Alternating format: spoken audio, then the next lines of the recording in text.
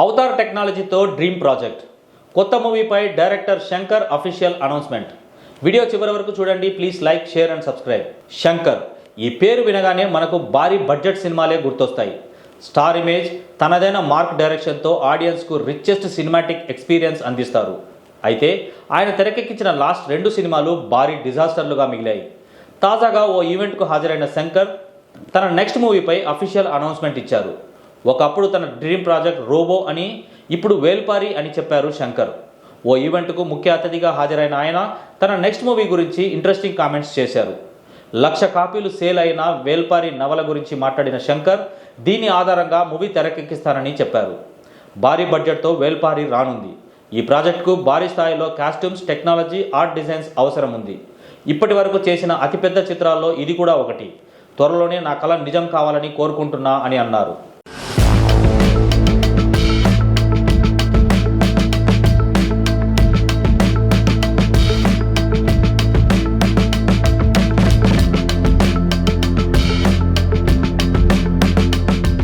శంకర్ ఈ ప్రాజెక్ట్ కోసం అన్ని జాగ్రత్తలు తీసుకుంటున్నారని తెలుస్తుంది.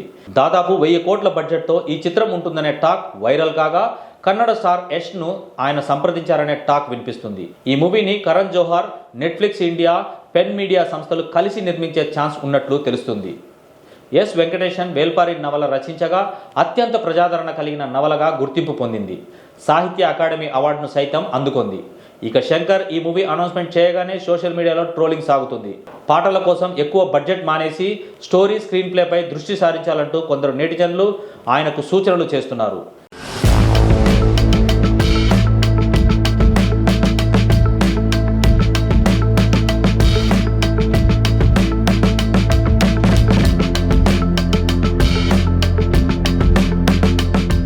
గతంలో ఎన్నో అంచనాల మధ్య ప్రేక్షకుల ముందుకు వచ్చిన కమల్ హాసన్ భారతీయుడు 2, రామ్ చరణ్ గేమ్ చేంజర్ అనుకున్నంత సక్సెస్ కాలేకపోయాయి.